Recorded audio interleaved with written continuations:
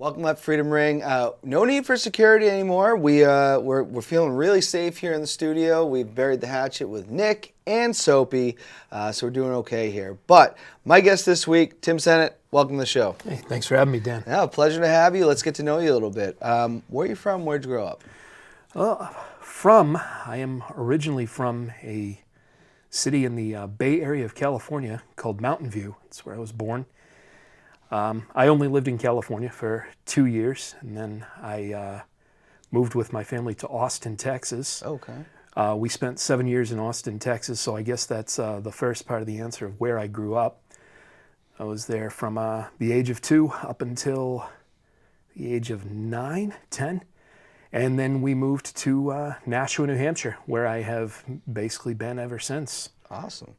Now, was that because they knew it was the #1 city in '87, or? No, no, we wound up in Nashua just by virtue of where we wound up everywhere else. My dad in the 80s was part of the sort of the tech boom working in semiconductor development. And so that's what brought them out to California originally. My parents are both natives of New England. Okay. And then the organization that he was working for down there in Austin wanted to open a design center in New England. They settled on Nashua. And so up to Nashua we came. Okay. Awesome. Awesome. Now, what is 3 things that everybody should know about you? The first and foremost, most important thing about me today, or at least in 2022, is that I'm a family man. I am a father. I have a 7-year-old son. I've been married to my wife for 14 years. Oh, wow.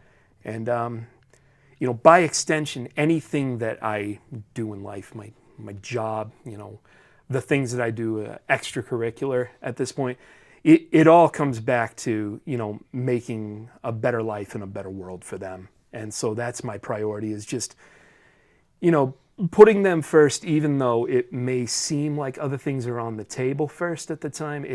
Everything is done for them to see how far, my wife and I have come. I mean, when we first got together, we had less than nothing, so I know she's not after me for my money.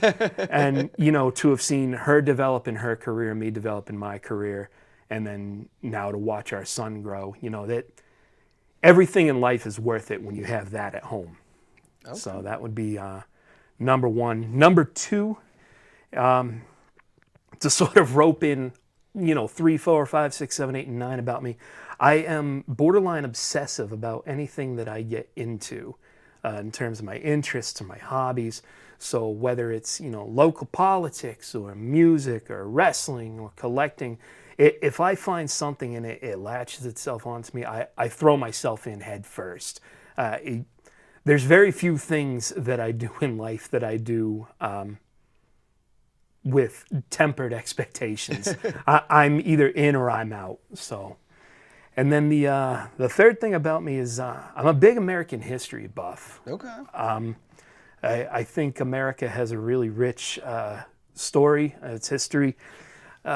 I think people tend to look at American history and they look at what they've been taught in school, which is just the politics side of it, the nation's birth and how, the founding fathers developed the laws by which our, new nation was going to be run.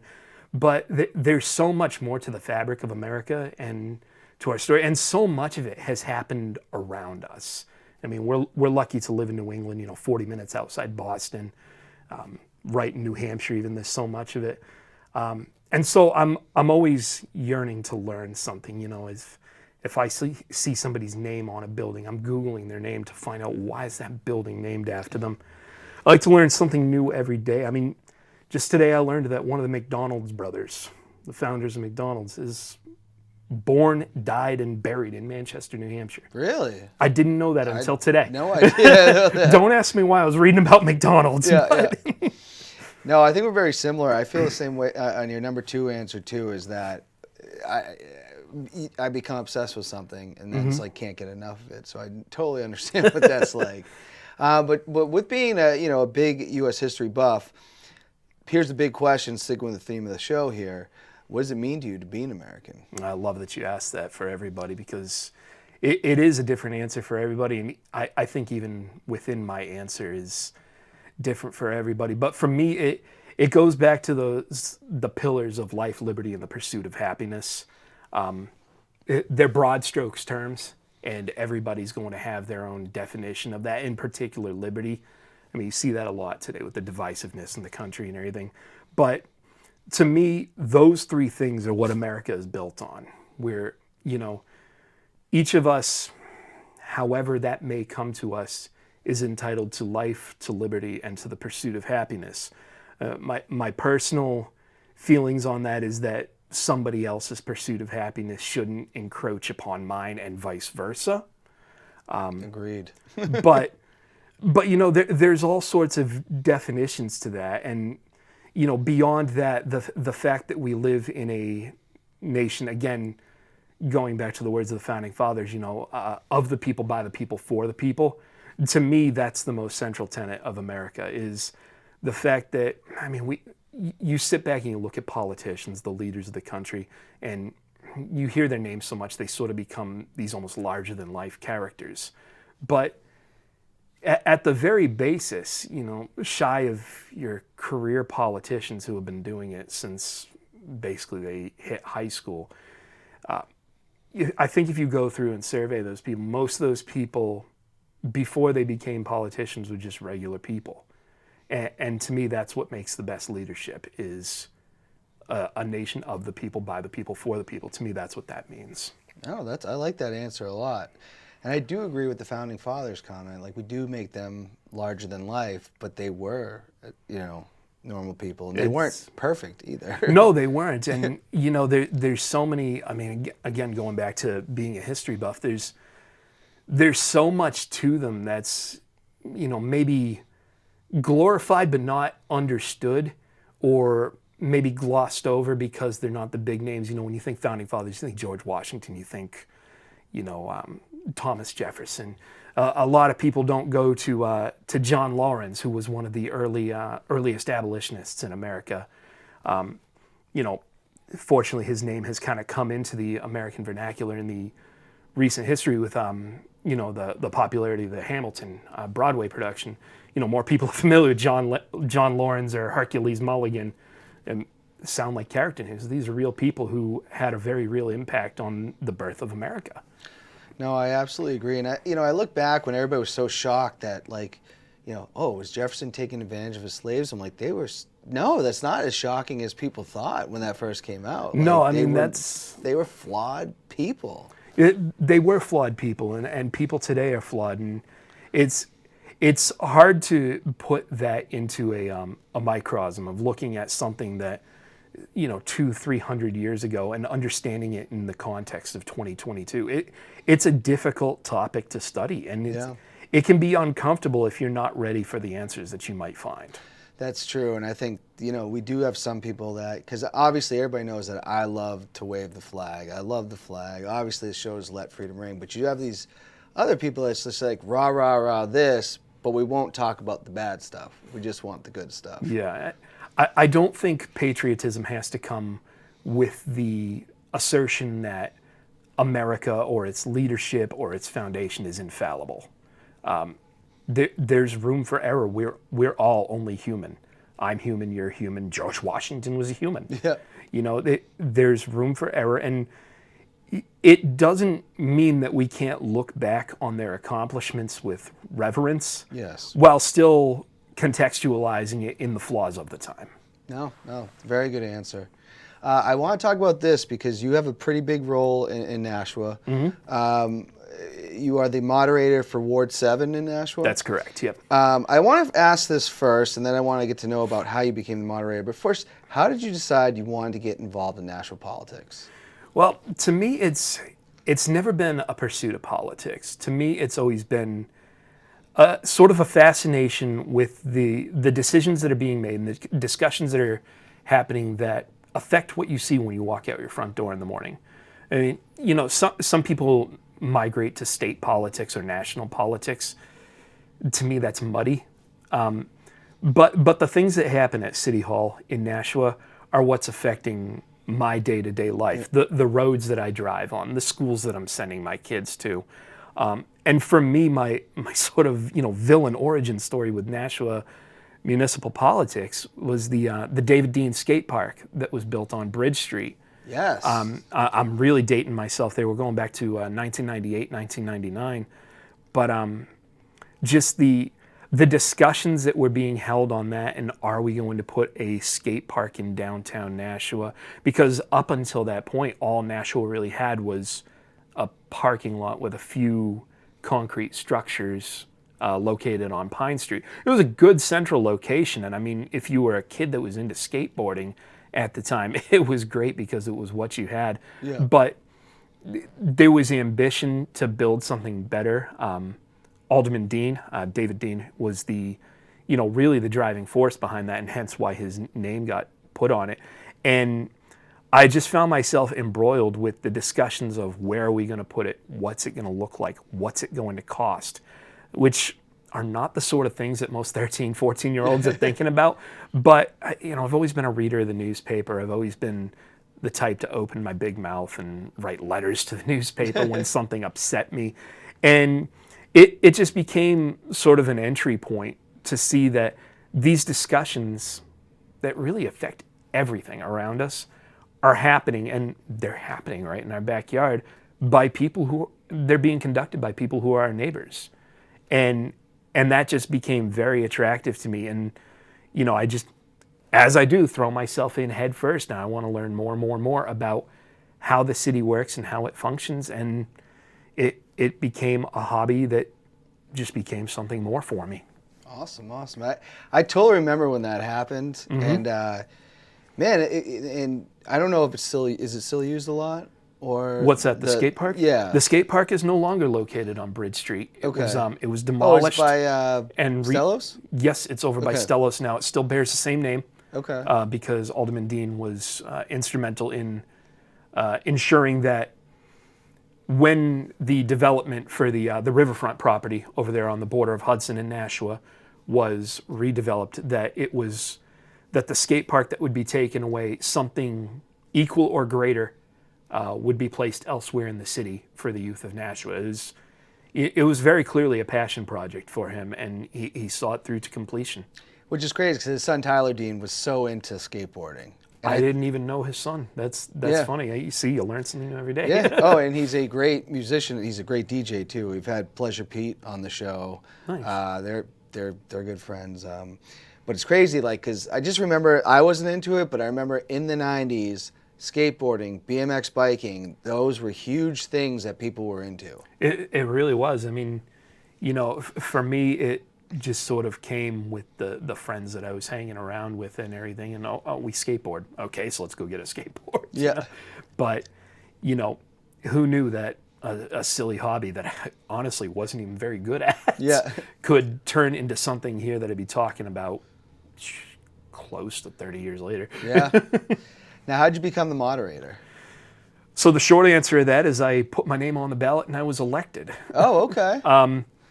The longer answer is that I, back in 2016, we bought the house that we live in now. We were shopping around for a while and really decided, we're going to put our roots down here in Nashua. Nashua is my wife's hometown. She's a native, and we decided this is a place we could raise our kids. So we wanted to buy the last house that we'd ever buy. And we landed in the Crown Hill neighborhood, which is located at the north side of Ward 7. And there's always been that urge to become involved in politics. I say more public service, Okay. And at the time we were working different shifts, so the time commitment was a big discussion to be had. But I found out about these roles, which are essentially election officials. Nashua was divided into 9 wards. Each ward has 5 election officials that are elected every 2 years. We have 3 selectmen, 1 clerk, and 1 moderator. And these are the people, you'll see more than just those 5, but these are the people who are charged with manning the elections every year, whether it's the municipal election, state election, or the federal elections. They're tasked with setting up the polling place, recruiting the people to work at the polls that day, working their own tasks, paperwork, signatures, basically making the electoral process work. And And so looking into that, seeing the time commitment, I said I could do that. And I realized in Ward 7 that with 3 open seats for the selectman role, one person was running. And so I said, well, I'll do that. And so in Nashua, you have to go out and collect 15 signatures from your neighbors. Okay. That takes some. Was that pretty easy? No, that was a difficult process at first. I mean, the first municipal election was 2017 after we had moved into the home. And so I didn't really know my neighbors yet. I knew the immediate people around me, so that gave me like 4. My wife was 5. and, you know, I had to kind of connect with people I didn't really know and ask them, you know, for better or for worse, a lot of people I would say in Nashua maybe don't know what the moderators, the clerks, and the selectmen do, but I had to ask them to put their faith in me and say, this is how I want to serve my community. You guys are my neighbors, you know, you give me a chance. And I was able to collect my 15 signatures, get on the ballot, and it's not the hardest race you'll ever run, 2 people running for 3 seats. And so I became a selectman in 2018 when we were inaugurated. And in 2019, when we were leading up to the next municipal election, our moderator decided he wasn't going to do it anymore. He was an older gentleman. And I was in a conversation with my ward clerk, and I said, so who's going to take over for the moderator role?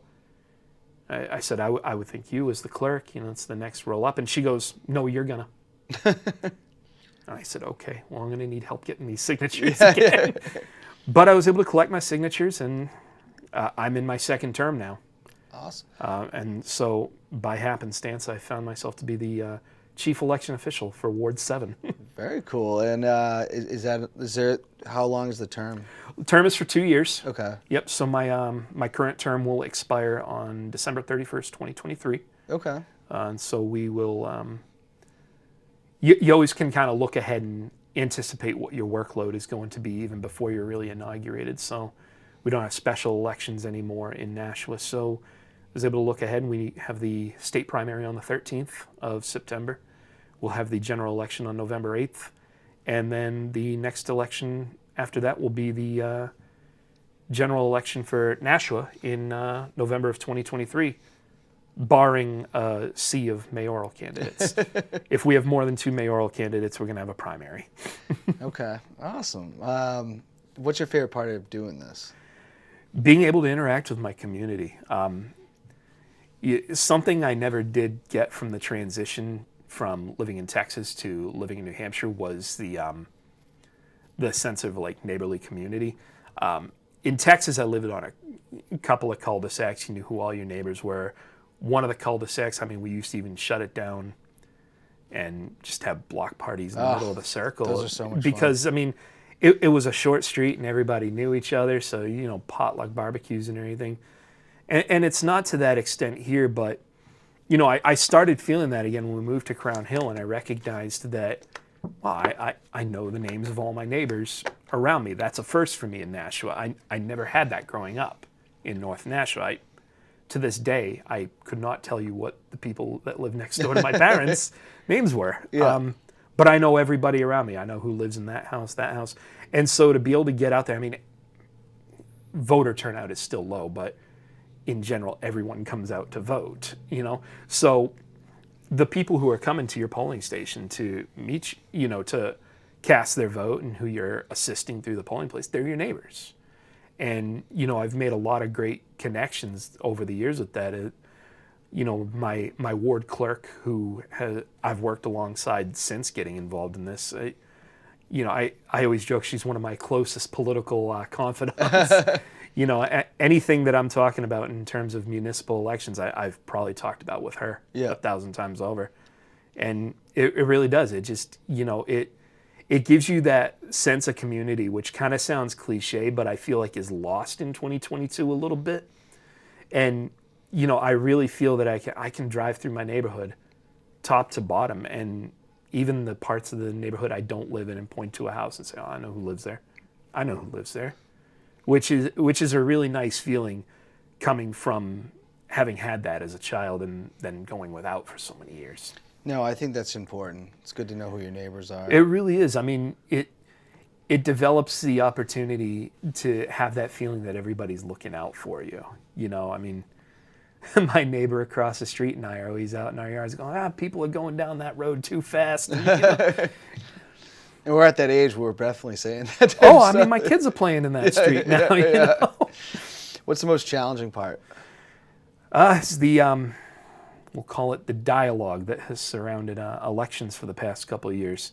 It's presented a lot of challenges. You know, there are people out there who are significantly more skeptical of the electoral process, and they try to find ways to get you in these gotcha moments. Oh, okay. And so the onus is on us to understand what it is we're tasked with doing. It's easy enough to just say, oh, this is my job 3 to 5 days out of a year, depending on how many elections we're going to have. But to go that extra mile and understand New Hampshire state election laws and the processes that we're required to follow, it makes you that much better of an official. The other big challenge is, honestly, recruiting people. The 5 of us can't do it alone. We absolutely need the help of our neighbors to come out and serve as ballot inspectors. These are the folks you're typically seeing at the tables when you're checking in, showing your ID, and getting your ballot. And these are people who have volunteered their time. And it's tough to get people to make that commitment. It's a day-long commitment, so it usually means a day off of work. It's a minimum of 14 hours just from open to close, and that doesn't count the time you're there before or the time you're there after. And you know, that dialogue has reached them too. I was speaking about a year ago with somebody who used to help us out a lot, and he tells me, Tim, I don't think I could do that anymore. He goes, I don't know how you go into that place and don't worry about getting shot, which is not a worry that I have, you know, but it is an understandable concern to, you know, see the vitriol that's going back and forth over elections and how they're conducted, and, you know, worry that one day somebody might take that too far, you know? You never really know. You can't, you know? And it doesn't serve me or anybody around me well to dwell on it. Yeah. But it's always there in the back of your mind.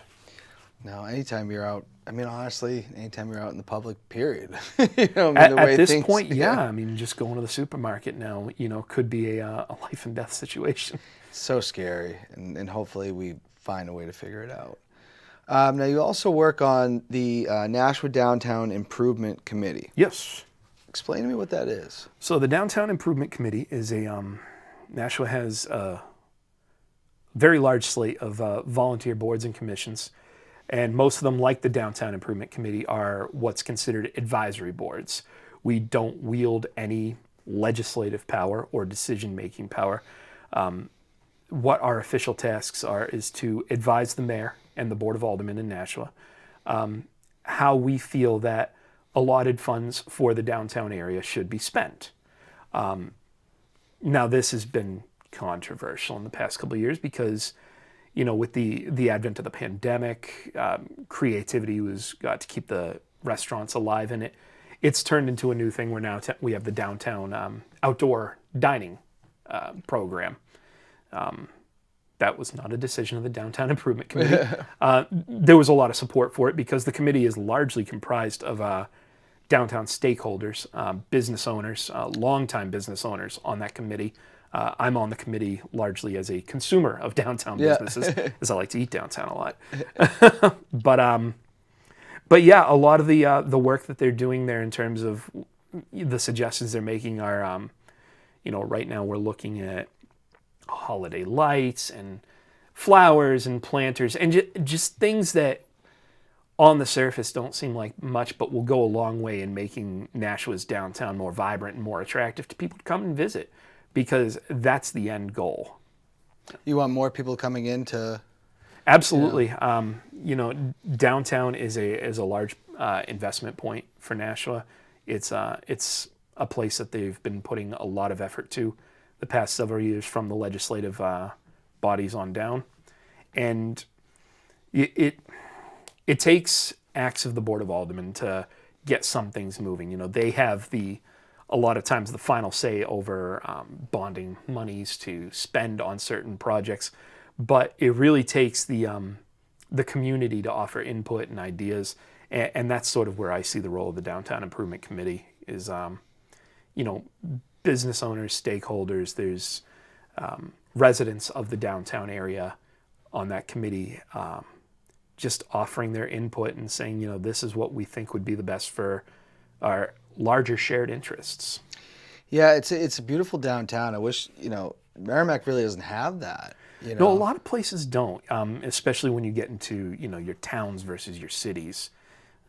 You know, sometimes you will stumble upon a town that does have sort of that Like central Derry location. kind of has that. Yep, Milford you know. has a really nice one Milford, right yeah. with the oval. But yeah, I was actually thinking about that on my ride over. I was like, I wonder if Merrimack has like a town center downtown. You really have to drive because what's nice about having that downtown is you park, and you can do whatever you want. You know, And that's sort of the crux of it. You know, a lot of times you'll see discussions being had on, you know, social media or whatever is, you know, why downtown? Why not Amherst Street? Yeah. You know, I mean, it's not the same. Amherst Street and downtown and, you know, by proxy, the southern Nashua area are all, they're different beasts and they serve different purposes. And they all serve important purposes. That's not to put one across the other. But, you know, if you think of anywhere that you visit, you know, primarily if you're going to do something, like you said, you want to park your car and you're going to be traversing on foot or, depending on the size of the place you're in, you know, public transit. And that's what downtown is over the, you know, the Amherst Street area or the South Nashua area is the place where you're going to park and you're walking. I'm not doing that on Amherst Street. I don't know, I'll get hit by a car. Yeah, pretty much. Yeah, I definitely always have loved Nashua's downtown, and obviously when we were younger it was even better because I want to go to the garden now. Now I'm going to go to this bar or that bar. You know, Yep. I mean, there's still plenty of those options. I mean, my bar hopping days are long behind me. Yeah. But yeah, I mean, there's more hidden gems I think on Nashua than even downtown Nashua than people fully give credit for, because I think the term downtown begets Main Street. You know, they think at the start the Hunt community and probably go to about City Hall, you know. But the side streets are coming to life too in ways that they never have before. I mean, Pearl Street always used to have. They had 2 good Indian places at one point. Pearl Street has a lot of my favorite eateries now. They have an empanada place that's out of this world, you know. And Pearl Street is going to be a big part of the downtown going forward because they are right alongside the Performing Arts Center that's getting pretty close to completion. Awesome. And where do you see the future of this committee going? Is it just continuing staying down this path? Or? Yeah. I think it's going to play a big role as Nashua goes on to build around the Performing Arts Center, because I think that's going to be the real test of Nashua and its investment in downtown. Is getting that Performing Arts Center has been a long time coming. They've been talking about it since I moved to Nashua. I was 9 or 10, and now I'm 37, and it's about to finally open. Yeah. You know, building around that, building a business community that supports that and is enthusiastic about it, I think is going to be really key. I know that the business owners and the stakeholders that are on the Downtown Improvement Committee are ready and up for that challenge. I mean, some of them are some of the longest standing business owners in the downtown area, and there's a lot of support for it there. And I think we're on the cusp of something really great, and I'm really excited to see where it goes the next few years. I guess I have one more question. Were you on this committee during the pandemic, or is this something you've done recently? Nope. This is it's something I came onto very shortly after the pandemic. Okay. This year, I started spending a lot more time at City Hall attending Board of Aldermen meetings, committee meetings. Just as a member of the viewing public, they're always open if you want to go sit on the church pews there in City Hall and watch. To me, that's really interesting. You get to see a lot of great discussion happen. You get to see things happening firsthand.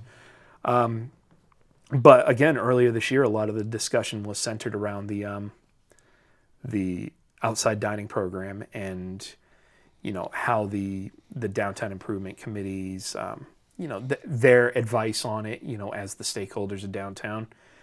And that just led me to look more into them and say, oh, well, they have an opening. Volunteer, and before I know it, I'm sitting across from the mayor of Nashua interviewing for it. It's crazy because, like, I wonder what it was like during the because there was so much panic from a lot of the businesses did survive, but there were others that did not. They did. The business owners that are on that committee have been on it for a couple of years now, and each of them, the large bulk of them, are business owners on Main Street or in the downtown area, and it is really encouraging to see that they've all survived because they come from a large cross section of business types. You know, it's not just all. A lot of people see downtown, they think all there is to do is eat down there, but we have restaurateurs on the committee, we have retail shop owners on the committee, we have salon owners on the committee, you know, so each of them has had to navigate their own challenges, and in turn, I think that makes for a really varied and, you know, well thought out committee because they each bring a different perspective to it. And then there's just me, the guy that spends the money with them. All right, I do want to talk. We're both big wrestling fans. We've got to. We want to talk about this a little bit because there's been some good wrestling news lately. A lot of wrestling news lately. Speaking of Nashua, our own, our Triple H from New Hampshire, Nashua, New Hampshire. He's now the head of creative. There's no more Vince McMahon. How do you feel he's doing so far? I'm encouraged by what I can assume is his hand moving things. You know, I always try to look at wrestling with the perspective. It's really hard to, in the age of social media, to not be influenced by what the dirt sheets, for lack of a better term, are telling us is what's actually at play. But if what I'm seeing on Raw, if what I'm seeing on SmackDown, and by proxy NXT, are the work of Triple H, then I think they're situated for something really great. You know, obviously there's been a lot of surprises since he has taken over. We've seen a lot of people who are terminated over the past couple of years be brought back into the fold. Just like that. Just like that. and to me, that brings out the best of professional wrestling because the hook for professional wrestling, what got me when I was 6 or 7, what got me again was, 11, 12, 13, and what keeps me here as a dopey 37-year-old adult is that feeling that anything can happen. That used to be the hook when we were kids. Anything can happen in the World Wrestling Federation. Yes. And it finally sort of feels like that again. And there was a long period of time where, I still enjoyed the product that they were putting on television, but you could kind of just see it was going through the motions. You could kind of sit back and go, okay, this okay, his music hit, Yeah. And now right from SummerSlam, with Dakota Kai being brought back in and Io Shirai being brought up with Bayley's new stable, it's just, okay, this is where we're at. Anything is happening. Yeah, honestly, what do you think of the returns? I couldn't believe they let go of Dexter Lumis. I was like, really? I love Dexter Lumis. I think to me, wrestling is about the characters. Yes. I know a lot of people's characters in 2022 is they're a really good wrestler. Okay. But give me something more to entice me to, you say, I want to see what that guy's going to do on television. And Dexter Lumis clearly gets that. His work in NXT, he got over with that crowd by saying 2 words. Yeah. He said nothing for months and then said, I do. And that crowd was, if they weren't sold before then, they were sold that night. Everything he did was great, in his relationship with, what's her name? Indy Hartwell. They're hitting that again. They are. And that's what I love about the returns is it's not like, I feel every once in a while somebody would be brought back into the fold under Vince McMahon, and we just had to kind of suspend disbelief more than we already do. Yeah. We all know wrestling is a scripted television product. But you can't put Albert in front of me for 10 years, have him disappear for a bit, and then have me buy him as a completely new character when you bring him back as Lord Tensai. especially as an adult, that doesn't work. I consider myself to have a really adept skill when I turn on wrestling at night to shut my brain off Yeah. and stare at the glowing screen and just enjoy what's in front of me. Because I found I was enjoying it less when I tried to dissect it, you know? But stuff like that, even the most brain dead of us can look at and go, come on. I felt bad because he did as Giant Bernard. He did so good in New Japan, and they brought him back, and it just didn't make. I was rooting for him, but nothing made sense. Yeah, I mean, I wasn't watching intently at that point, but when I saw on, I always read the results on Bleacher Report, and the next morning I go, oh, well, that's Albert. Yeah. And they did that to him on day one because I think he came out after WrestleMania. And Yep. He beat CM Punk and John Cena back-to-back weeks, and that was like, nope, push is over. You're losing now. You can dance with Tyrus. Yeah, that was pretty much that was the end. No, of it. so I like that. They're not playing it as okay, well, you were gone and now you're back. It feels like every return has been meaningful so far. The Gargano one, never saw that coming. I love the way they did that because there was so much that could have leaked out so much, and you'd have Johnny Wrestling signs in the crowd like you did when Chris Jericho debuted all those years ago, and the fact that it didn't break the internet. This is like Triple H it feels like he's just hitting these guys up. Hey, don't say anything. Get down here. I'd have to assume they're signing a contract at some point when they get there. Like, he's like rewriting wrongs that shouldn't have had. Like Johnny Gargano, he was leaving on his own. His contract ended. But the other people he's brought back, it's like, I know you're not a big Karrion Kross fan. I'm not huge on him, but I'm wondering if this is going to be like the time that he peaks because Triple H is in charge. I don't know. They're doing better with him on the main roster than they did prior to his departure. And that's the other thing that fills me with confidence too. NXT in its heyday was obviously Triple H's baby. With him at the helm now, I think you're going to see less of that. Well, they were this in NXT, but that doesn't actually exist. Yeah. I think you're going to see more of a streamlined, fall short of saying continuity from NXT to Raw or SmackDown, but I think you're going to see more consistency. You're going to have less of the moments where you bring up the War Raiders from NXT and they're the Viking experience and they have new names. And yeah, like I think we've said that in our wrestling chats. Like, there has to be someone, you're right, streamlining this. It's their vision from why they're in NXT to the next. Well, and I think prior there was probably a divide of power or a divide of responsibility where, all right, Triple H, NXT is yours. You can do what you want. Here's the book. Here's the script. This is yours to work with. But it's not going to matter when we decide we want those people to sign full-time main roster contracts. Yeah. The problem with that is that it's kind of operating on the assumption that Raw, SmackDown, and NXT have different audiences. And I don't think they do to the degree that maybe that assumption was made. Especially when they went to network television with NXT, I was like, people are watching this. It's before it was like if you didn't have the network, you probably didn't watch. Right. Now it's like they were just on TV Tuesday night, last Tuesday, and now you brought them to Raw, and they're a totally different person. Mm-hmm. Yeah.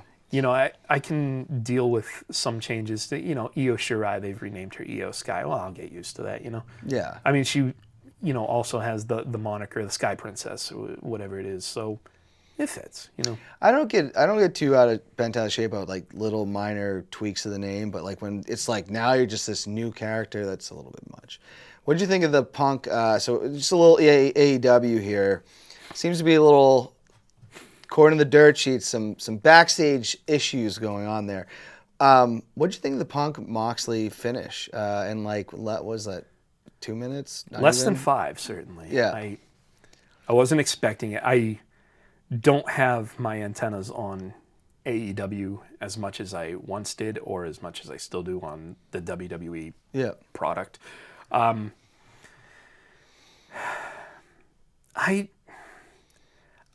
probably one of the few people in the world who just is really unenthused about CM Punk in AEW.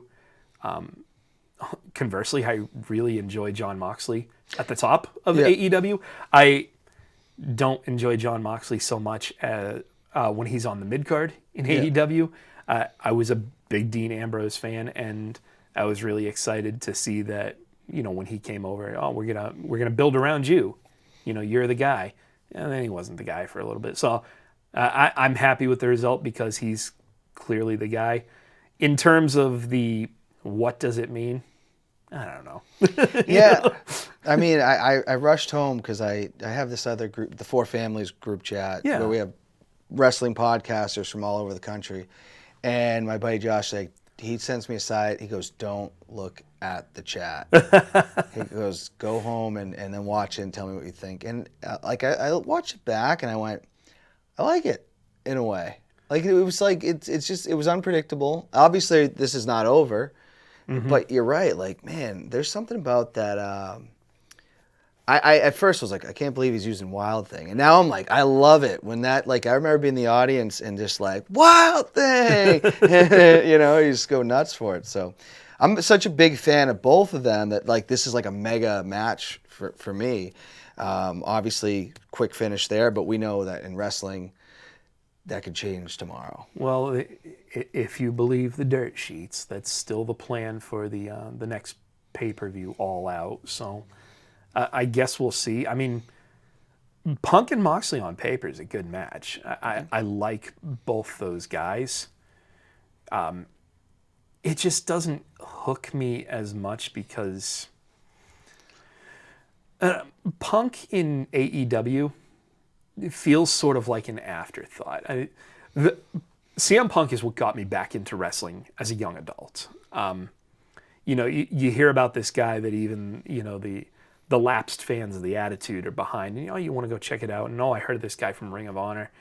And, he's cutting the promos against John Cena. He's running away with the title, coming back with the title, and then it's title versus title. I'm going to abscond with the title. All that was really exciting. And he was the guy that you could get behind, heel, face. Like, I just wanted to see this guy at the top of WWE. He felt like the new guy in the WWE, and he basically did it all. Yeah. Shy of main eventing WrestleMania, which I think even he would tell you is his Or main eventing pay-per-views when it wasn't The Rock. Or Right. even when he was WWE champion, it's like, why is he not the last match? And so I feel like that's all that there was left to see of CM Punk, and it's cool that he's found his passion for wrestling again, and he wants to be out there in front of the crowd and on television again. But I don't know what I'm gonna get out of it as a fan, See, I'm such a fan of his. When he has that microphone in his hand, I just love to hear him talk. And I think where I'm getting to is, does this lead to heel CM Punk, which is the best version of him? Yeah, I mean, if this is the burn to a bigger heel turn for him, then there might be something left in the tank. There could be something really good left in the tank. For my money, I want to see heel CM Punk as your featured star. I mean, you only have so much time with him left anyway. Yeah, he's not a spring chicken anymore, No. And I mean, clearly there's some injury proneness. So in the time that you have him, I want to see Punk and Moxley, Punk and Omega, Punk and Daniel Bryan I still call him Daniel Bryan, I'm sorry. Yeah. A couple of more times, those names that you're building AEW around. I mean, we're not going to get Punk versus Cody at the top of his game anymore. No. Which, what a lost opportunity. There was well, I think they thought he would resign, and What a lost opportunity. Because, I know they crossed paths in WWE when Cody was a mid-carder, but Cody Rhodes, he's injured right now, but undoubtedly at the top of his game right now. Oh yeah, been a lot of injuries lately. Mm-hmm. It's I think part of that maybe we got accustomed to less injuries during the pandemic era. Yeah. And we're going a little harder now. Yeah. You don't have to go so hard when there's no audience in the Thunderdome or very few people at Daly's Place. Now that we've got packed arenas again, it's going to go hard again, and people are going to get hurt, unfortunately. Well, hopefully it doesn't get too bad. I do want to know because I do want to know your top fives for some wrestling related ones before we get blank versus Turn blank. over the notes. One I'm very interested in because of how much I love ECW. Top 5 ECW wrestlers all time. So I got to precurse this. This is a hard question. All 4 of these. Because this would have been easier in 1997, 1998 when everybody was in their little box. Yep. But everybody has gone all over the place. So I kind of approach these with talents that I associate with that promotion. Because, everybody in ECW has made their way to WCW, WWE at this point to varying degrees of success. And so that's why I have Rob Van Dam down at number 5. Okay. Rob Van Dam was the guy in ECW, but I think his star shone brighter in WWE. I think he did more for his career, made himself more of a household name in WWE, and so I still love him as the longest reigning ECW TV champion, but he goes to number 5 for me. Following him, number 4, garbage wrestler, but you can't deny the charisma, the Sandman. I still go back and watch the entrance at One Night Stand when Tommy Dreamer is just grinning like an idiot on the entrance ramp going, hold on. And then Enter Sandman hits. Yeah. Those are the moments in wrestling that you just can't top. Number 3, a little dark horse. I don't see mentioned a lot with ECW. Steve Corino. Yes. Steve Corino was such a good addition to ECW because ECW was, the product of its time, thriving on the hardcore matches, the extreme barbed wire, tables, chairs. And Steve Corino comes in with that king of the old school gimmick where, no, I'm a real wrestler in ECW.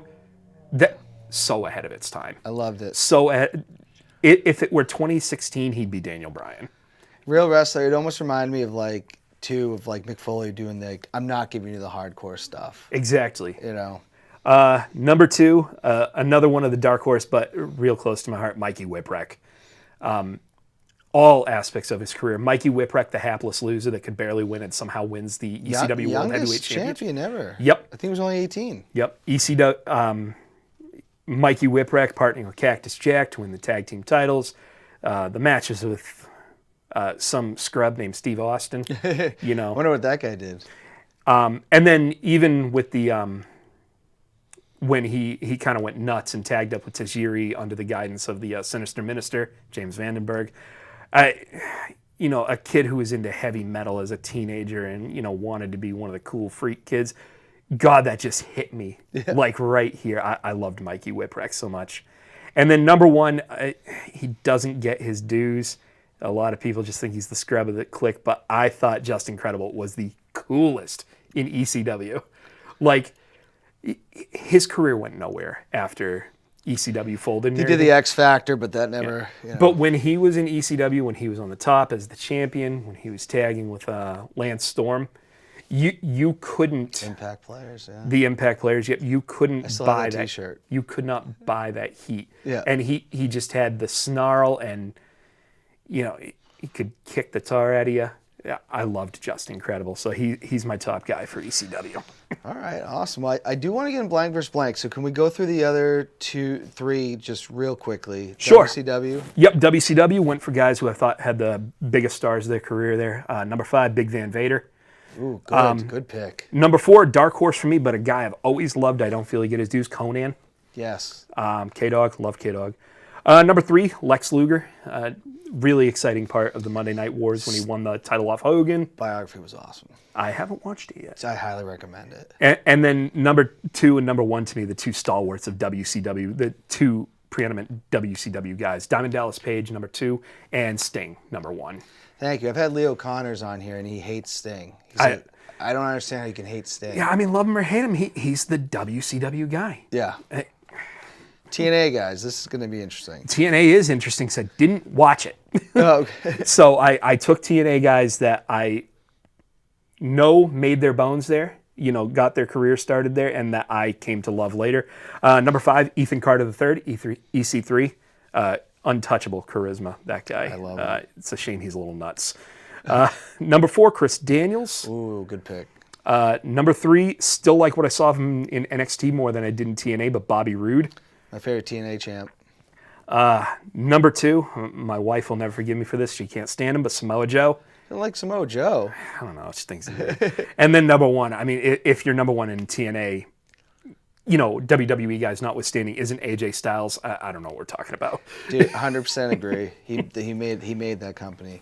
WWE wrestlers. And I think I know what your number 1 is. That's why we have plenty of Macho Mans on the You probably table. do. I mean, but at the same time, I tried not to let my personal top 5 all-timers permeate. Okay. In fact, I haven't listed a lot of them, and I'm not going to list them here. Again, went for guys that were the backbone of the company. Number 5, Shawn Michaels, the Heartbreak Kid. Love him. Number 4, a little low for some people, but I put The Undertaker. He's got to be in there, yeah. Number 3, Steve Austin. Number 2, a bit of a hometown prejudice, but the more I look back, I just love the entire career of Triple H. And then number 1, the Macho Man, Randy Savage, who is also my favorite wrestler of all time. That's why I call and get this on the table. We got 3 Macho Mans right here. All right. I want to do blank versus blank. We've got about 5 minutes. Right. I'm going to give you 2 things. You got to pick one. I'm going to trim this down a little bit. You're going to tell me why. First one, I've been watching, obviously because we talk all the time, I've been obsessed with Woodstock 99. But better band, who would you rather listen to, Limp Bizkit or Korn?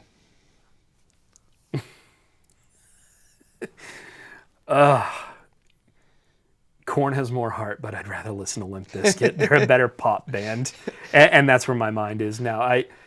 Music for me is a pop sensibility now at this point. If it sonically sounds good, I think there's more barriers to getting into Korn's sound.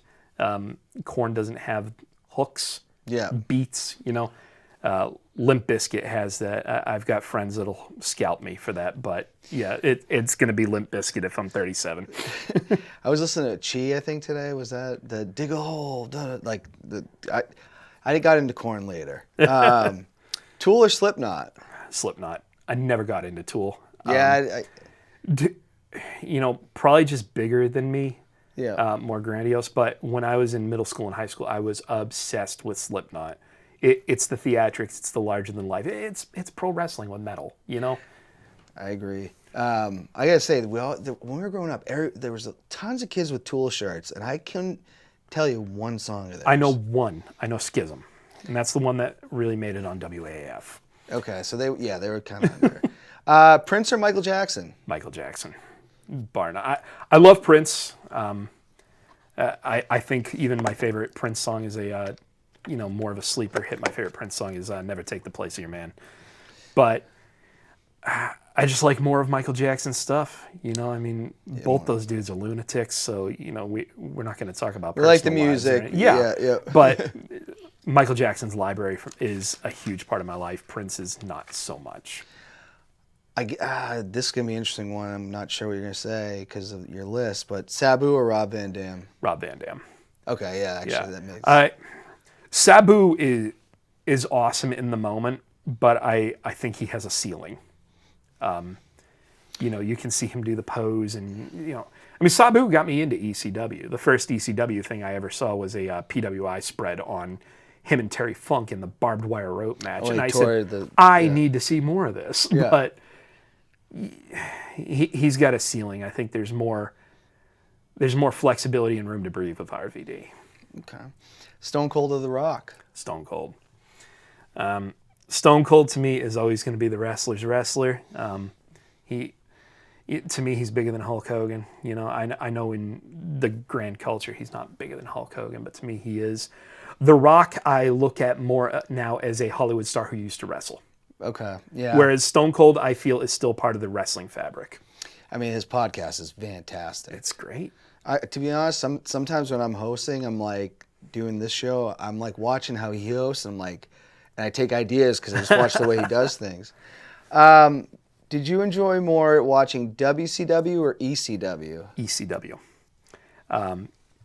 ECW made me feel like I was breaking the rules a little bit to watch.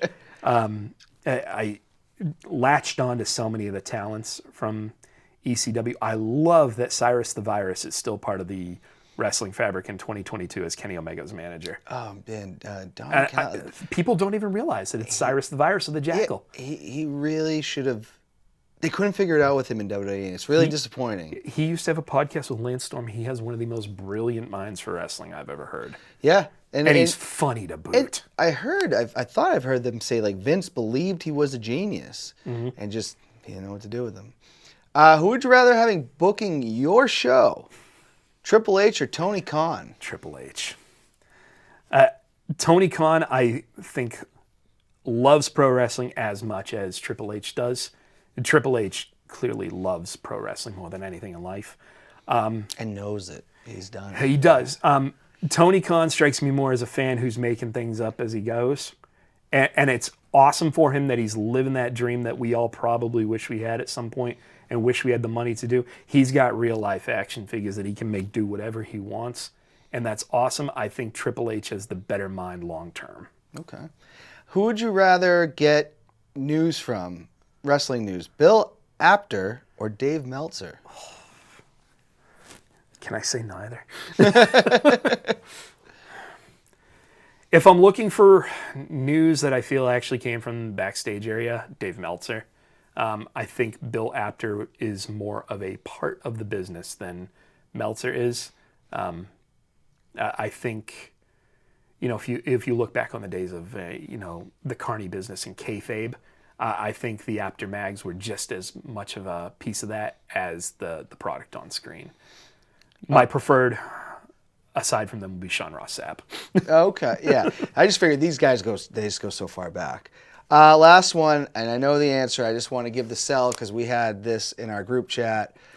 Randy Macho Man Savage or Hulk Hogan? The Macho Man Randy Savage, without question. The ultimate wrestler's wrestler. The look, the colors, the characterization, the loud noises, everything that wrestling is to me is rolled up right up in Macho Man Randy Savage.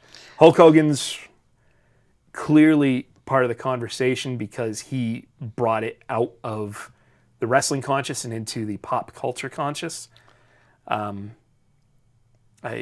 There's a whole argument about him being hand selected to do that and being the babyface throughout it all, whereas Macho Man played both sides of the coin. To me, I just think that speaks more to his talent. All right, good answer. Well, Tim, I really appreciate coming on. It's been a blast. Yeah. Everybody out there, have a great week. Keep your heads up. But until next time, let freedom ring.